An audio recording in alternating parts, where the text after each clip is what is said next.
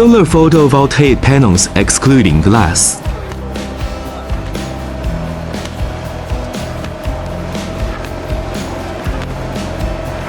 Solar photovoltaic panels double shaft shredder. Double shaft shredder is appropriate for waste materials recycling requirements of various industries, such as electronic waste, plastic, metal, wood, scrap rubber, packing barrel, layer board, and so on. There are a wide range of recyclable materials, and materials after shredding can directly be reused or for further refining treatment according to requirements.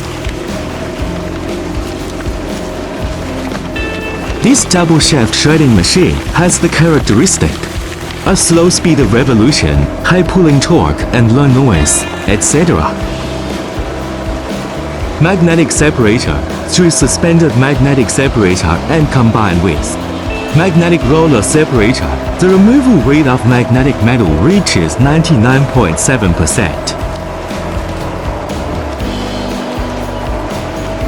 It can automatically control the start and stop function, reversal function, and automated inversion of control function when overloading of this twin-shaft shredder, which greatly lowers labor and meanwhile generates high efficiency.